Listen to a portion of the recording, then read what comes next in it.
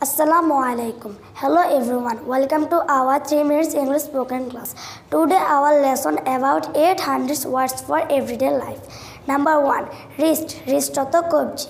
We take pulse from wrist. অর্থ আমরা কবজি থেকে স্পন্দন নেই. Number 2. Knee. Knee অর্থ হাঁটু. The boy fell and scraped his knee. অর্থ ছেলেটি পড়ে গেল এবং হাঁটু ছিঁড়ে ফেলল. Number 3. Skin. Skin অর্থ চামড়া. My skin is very delicate. অর্থ আমার চামড়া অতি সূক্ষ্ম. Number 4. Chef. Chef অর্থ হোটেলের রাঁধুনি. The chef making a meal. অর্থ হোটেলের রাঁধুনি খাবার তৈরি করছে. Number 5. Chef. Chef অর্থ কামানো. He didn't shave the beard. অর্থ তিনি তার দাড়ি কামাননি.